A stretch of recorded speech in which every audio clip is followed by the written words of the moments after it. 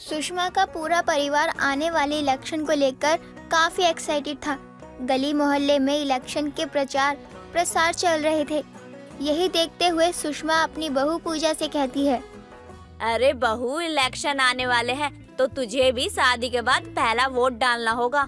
जी जी माँ जी बिल्कुल, लेकिन मेरा वोटर आईडी कार्ड खो चुका है। छोड़िए, इस साल मैं नहीं दूंगी वोट। अरे बहू, वोट तो डालना होगा। तुझे पता नहीं, इलेक्शन आने से पहले नेताओं ने हमारे मोहल्ले में कितना कुछ विकास किया है। नाले से लेकर रोड गलियों में बड़े बड़े गेट और तो और पानी की सुविधा, कचड़े फेंकने की सुविधा सब आसान करवा दी है। भले ही ये सब इलेक्शन को पाने के लिए कर रहे हो, लेकिन कर तो रहे हैं ना। माँ जी, आप तो जानती हैं ना इन नेताओं को, उन्हें बस जनता से वोट चाहिए। और इलेक्शन में तो ऐसा लगता है जैसे वो लोगों के लिए अपनी जान देने को तैयार हो जाते हैं। अगर आप उनसे कहेंगे कि मेरे तलवे चाट लीजिए तो वो तलवे भी चाट लेंगे आपके। ये सब तो ठीक है बहू, लेकिन इलेक्शन में वोट गिराना हमारा अधिकार है। हमें अपना नेता तो चुनना ही होगा। इसलिए मैं तुझे पहले से ही कह रही हूँ, अगर तेरा वोटर आईडी कार्ड तेरे मायके में है तो मंगवा ले। बाकी अगर खो गया है तो मैं कमलेश से कहकर निकलवा दूंगी नया। इतना कहकर सुषमा वहाँ से चली जाती है।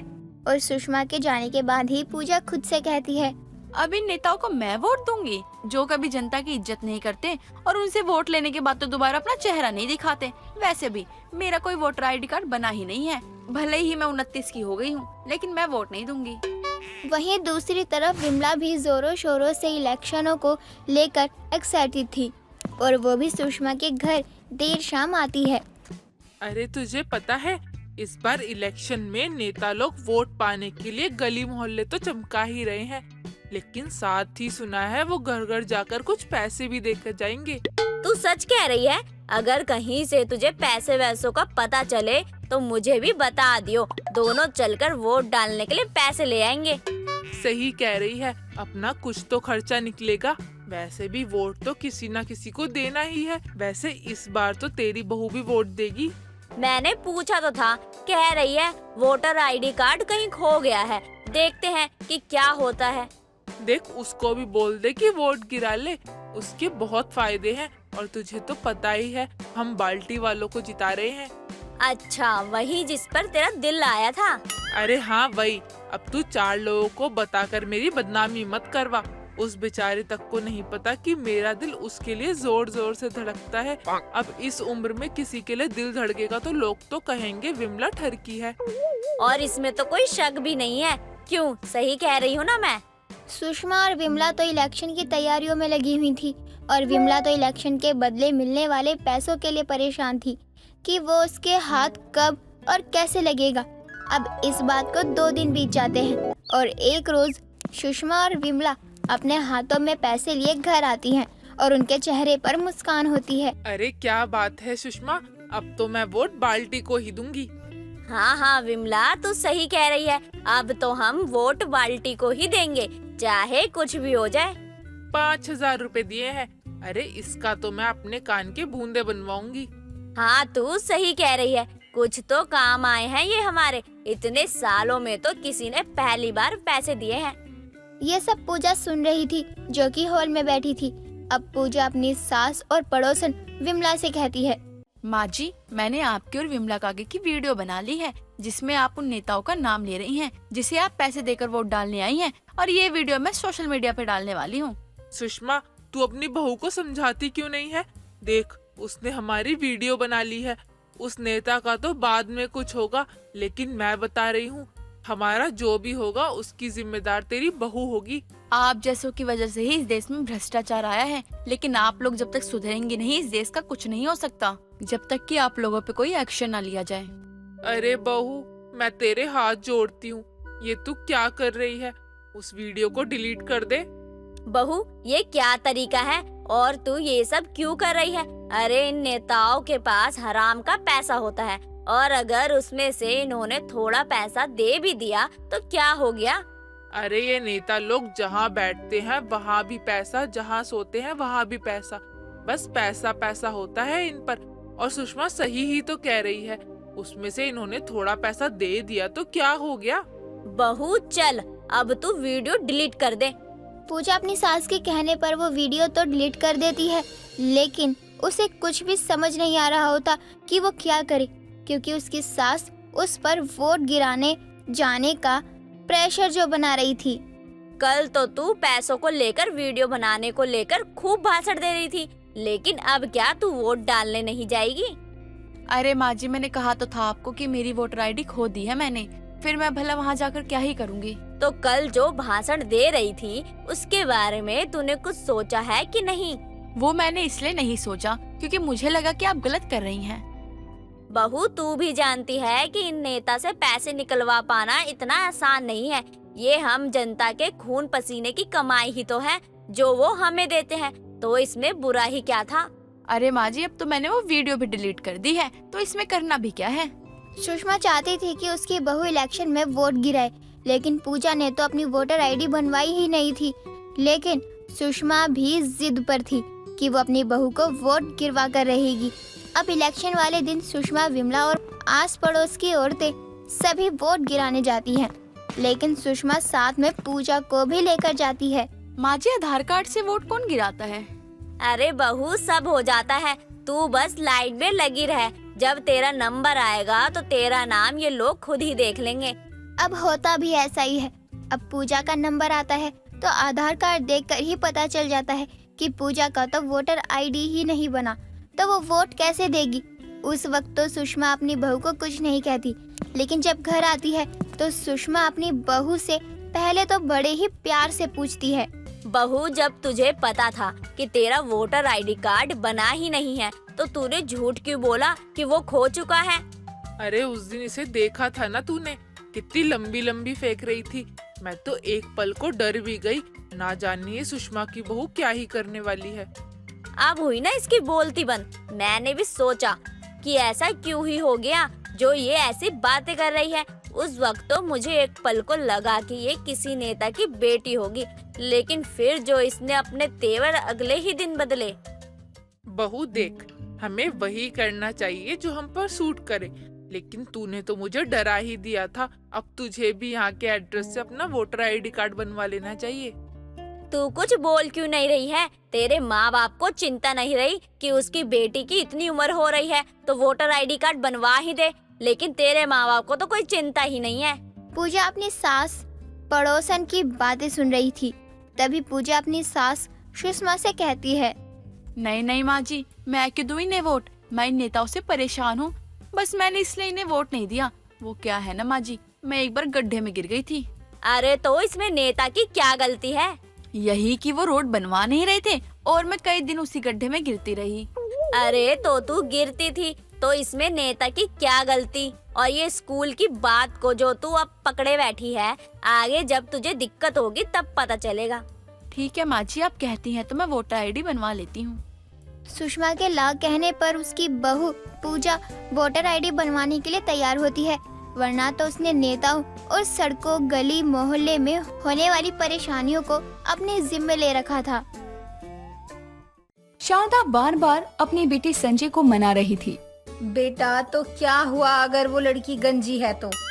अरे उसके पैसे देखे हैं तूने? इतनी अमीर गंजी बहू मिल रही है। मैं उसके सर में रोज तेल लगाऊंगी ताकि उसके सर में बाल आ जाए। माँ, आप ये कैसी बहकी बहकी बातें कर रही हो? बस उसके पैसों को देखकर आप ये बोल रही हो कि मुझे उससे शादी कर लेनी चाहिए? अरे ऐसा थोड़ी ना होता है, नहीं कर सकता मैं उससे शादी। ऐसे कैसे नहीं करेगा? तेरी माँ बोल रही है तुझसे, और तू है कि बहाना बनाया जा रहा है। तू लड़की देख, लड़की का पैसा देखा ना तो तू भी उस बेचारी के गंजेपन को अपना लेगा। माँ, आप लालची बन रहे हो, लेकिन मैं आपकी लालच को पूरा करने के चक्कर में जिंदगी भर अपना मजाक नहीं बनवा सकता। अरे लोग देखेंगे तो कितना हंसेंगे मेरे ऊपर कि ये मेरी वाइफ है। लोगों का तो काम ही होता है कमियां निकालना, और तू कब से लोगों की बातों को सुनने लगा? तुझे तो अपने बारे में सोचना चाहिए कि इतनी अमीर बहू घर आएगी तो हमारी किस्मत कितनी चमक जाएगी। आपको जो बोलना है बोलो, लेकिन ये मेरी जिंदगी है और मैं अपनी जिंदगी के बारे में कोई भी ऐसा फैसला नहीं ले सकता जिससे मुझे बाद में पछताना पड़े। अगर यही तेरा आखिरी फैसला है तो ठीक है, आज के बाद तू मुझे माँ मत बोलियो। यहाँ तक कि मेरी चिता को भी तू आग नहीं लगाएगा, क्योंकि मेरा बेटा मेरी बात का जब मान ही नहीं रखता तो मैं अपने बेटे से अपने सारे संबंध तोड़ती हूँ। अरे आप ऐसी बातें क्यों कर रही हैं? मेरा आपके सिवा है ही कौन? तो मेरा भी कौन है तेरे सिवा? और मैं लड़की वालों को जुबान दे चुकी हूँ। उनके आगे शर्मिंदा होने से तो अच्छा है ना कि मैं अपनी जान ही दे दूं। वैसे भी मेरा यहाँ है ही कौन। माँ, मैं आपकी बात मानने के लिए तैयार हूँ, लेकिन मेरी भी एक बात आप सुन लो। मैं आपकी पसंद की लड़की से शादी तो कर लूंगा, लेकिन उसे कभी अपना नहीं पाऊंगा।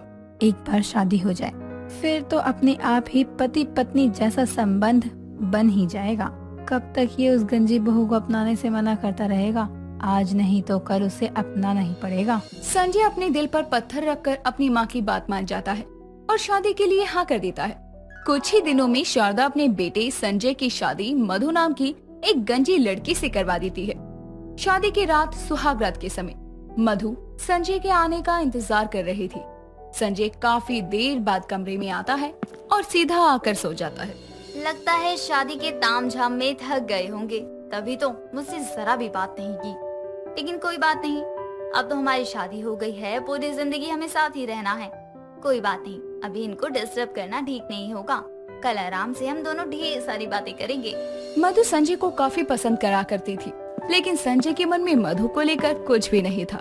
कुछ दिनों बाद संजय फैक्ट्री से घर आ रहा होता है, तभी उसके पैर में चोट लग जाती है और काफी खून आता है। संजय जैसे तैसे घर आता है।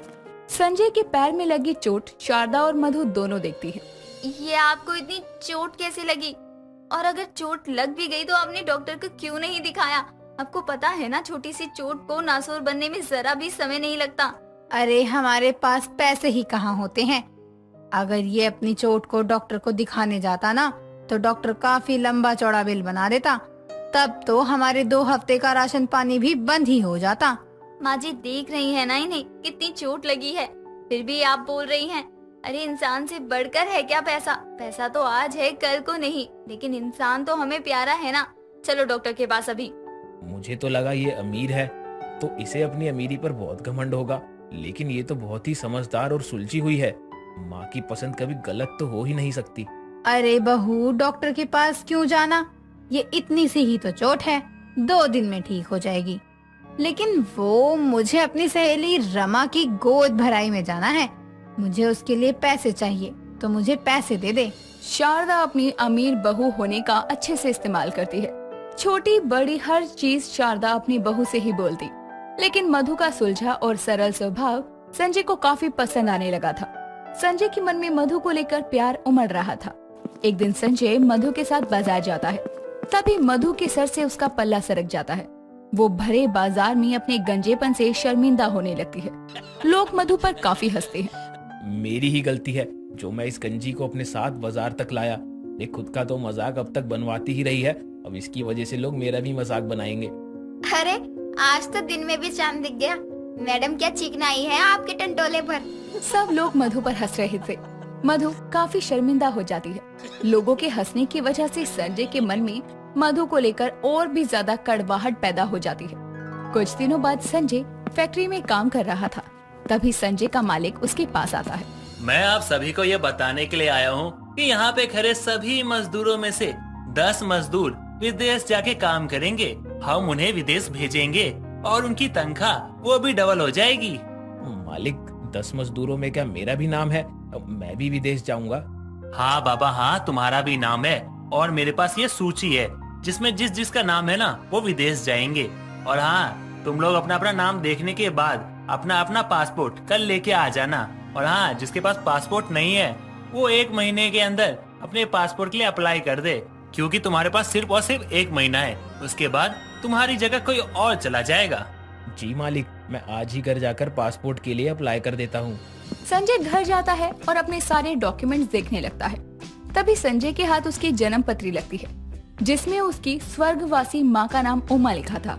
संजय की माँ के नाम की जगह वो किसी और का नाम देखकर बहुत हैरान हो जाता है।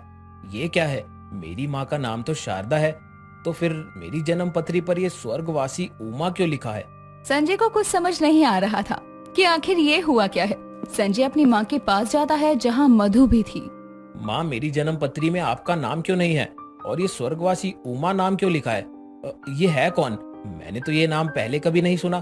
वो शारदा खामोश हो जाती है और काफी देर तक कुछ नहीं बोलती। शारदा की चुप्पी संजय के मन में 100 सवाल पैदा कर रही थी। तभी वहाँ एक जानकी नाम की औरत आती है। संजय बेटा, मैं तुझे बताती हूँ कि ये उमा कौन है और तेरी जन्म पत्री में उसका नाम क्यों है। जानकी, तू यहाँ क्या कर रही है? और तुझे मेरे घर का पता कैसे चला? मैंने इन्हें यहाँ बुलाया है और मुझे पता है कि ये संजय जी की क्या लगती हैं। संजय बेटा, ये लोग पता नहीं क्या बकवास कर रहे हैं। मैंने ही गलती कर दी इस गंजी से तेरी शादी करवा कर। चल, हम दोनों माँ बेटे यहाँ से चले जाते हैं। इन लोगों से हमें कोई बात ही नहीं करनी। संजय जी, ये औरत आपकी माँ नहीं, ये आपकी सौतेली माँ है। आपकी जन्म पत्री में जो नाम लिखा है उमा, वही आपकी सगी माँ है। मुझे भी अभी कुछ दिनों पहले ही ये सब पता चला है। संजय, मैं तेरी मासी हूँ। मैं मधु को बचपन से जानती हूँ। अभी कुछ दिनों पहले मधु से मिलने गई थी तो इसने अपनी सास की तस्वीर दिखाई तो पता चला कि ये तुम्हें मेरी बहन से चुरा कर यहाँ ले आई। नहीं बेटा, ये झूठ बोल रहे हैं। ऐसा कुछ भी नहीं है। संजय जी, बस यही वजह है, तभी तो इन्होंने आपको पढ़ाया लिखाया भी नहीं, यहाँ तक कि आपकी जिंदगी के बारे में भी नहीं सोचा। मुझ जैसी गंजी लड़की से बस लालच की वजह से शादी कर दी। मैंने आपको अपनी सगी माँ माना था। आप जो बोलती रही मैं वो करता रहा, और आप अरे मेरी मजबूरी का फायदा उठाकर अपनी लालच को पूरा करती रही। आपने इस गंजी अमीर बहू को अपनी बहू बस लालच के लिए ही बनाया था ना, तो आज मैं संजय जी को इस जबरदस्ती के रिश्ते से आजाद कर रही हूँ। नहीं मधु, भले ही मैं जबरदस्ती तुम्हारे साथ रिश्ते में था, लेकिन तुमने जो किया है वो तो कोई अपना भी नहीं करता। और अब तुम्हें तुम्हारी मासी सास तो मिल ही गई है ना। संजय को सारी सच्चाई पता चलती है, जिसके बाद संजय अपनी माँ को छोड़कर मधु के साथ रहता है। नेहा अपनी दोस्त सुमन के साथ रहा करती थी। दोनों में बहुत अच्छी दोस्ती थी, लेकिन नेहा बहुत ही लालची लड़की थी। वो हर चीज में लालच किया करती। उसका एक ही सपना था कि वो एक अमीर लड़के से शादी करे और विदेश में सेटल हो जाए। लेकिन सुमन उसके बिल्कुल ऑपोजिट थी। वो एक सीधी सादी और सुलझी हुई लड़की थी। एक दिन दोनों दोस्त कॉलेज के कैंटीन में बैठकर स्नैक्स खा रहे थे। तभी नेहा सुमन से कहती है, ना जाने वो लड़का कब आएगा जो मुझे सोने की डोली में ब्याह कर अपने घर ले जाएगा। मैं तो कब से इंतजार कर रही हूँ उसका, लेकिन वो है कि आ ही नहीं रहा मुझे ले जाने के लिए। तेरे यहाँ सोना चांदी के सपने हैं ना, वो सपने ही रह जाएंगे। बड़े बड़े हमेशा कह कर गए हैं, जितनी बड़ी चादर हो उतने ही पैर पसारने चाहिए। इसलिए इतने बड़े बड़े सपने मत देख जो कभी पूरे ही ना हो। मैं तुझसे जो भी कहूँ, तू हमेशा मुझ पर टोंट ही मारती है।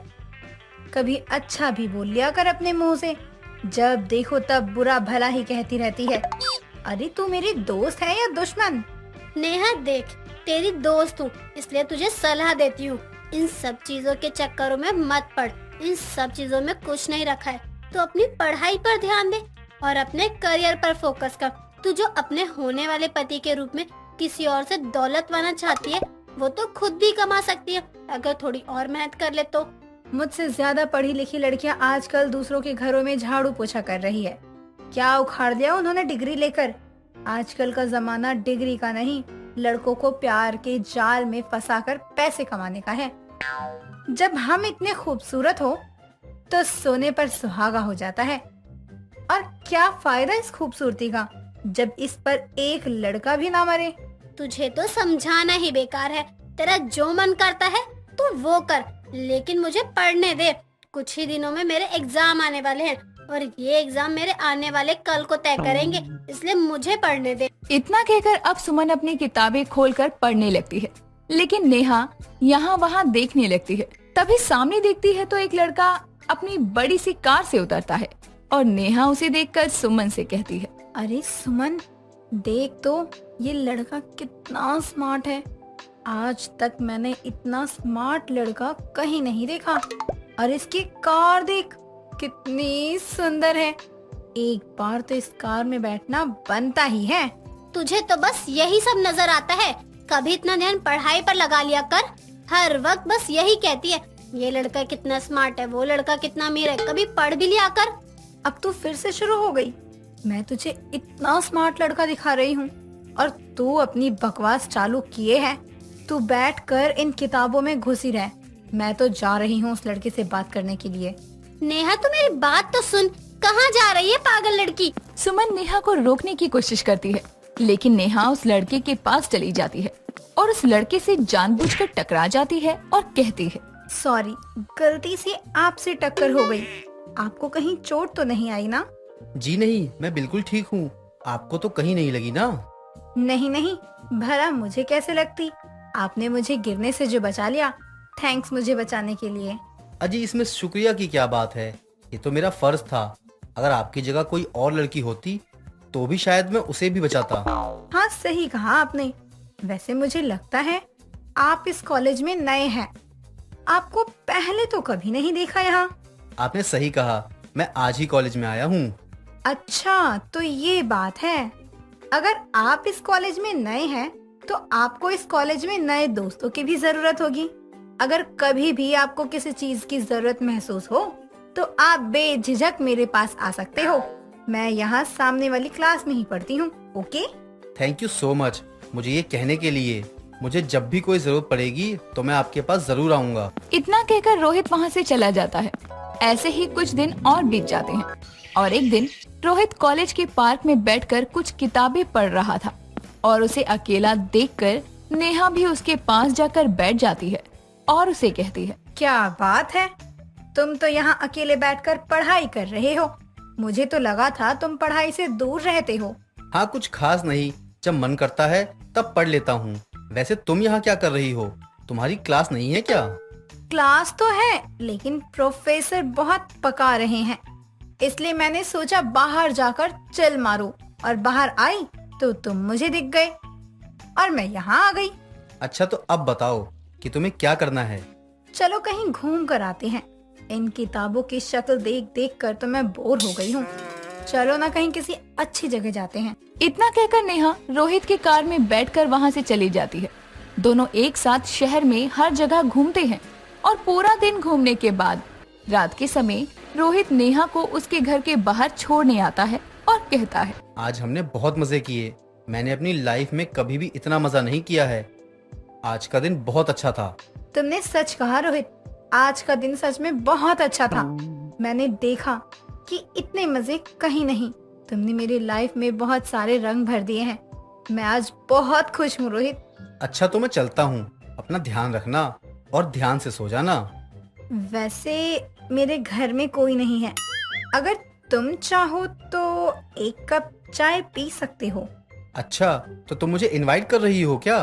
तो क्या मुझे आना चाहिए या नहीं?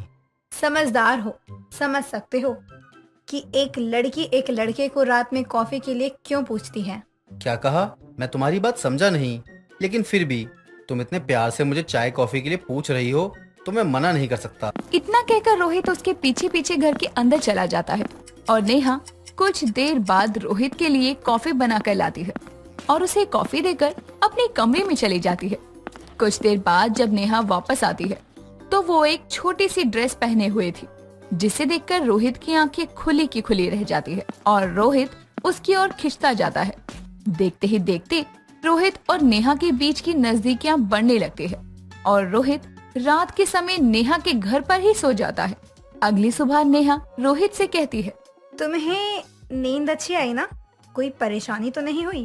मुझे तो बहुत अच्छी नींद आई, इतनी अच्छी कि मुझे याद तक नहीं कि क्या हुआ। किसी लड़की के साथ रात बिताने के बाद लड़के यही कहते हैं कि मुझे कुछ याद नहीं, और सारी गलती लड़की की मानी जाती है। अगर तुम्हें कुछ भी याद नहीं तो तुम यहाँ से जा सकते हो।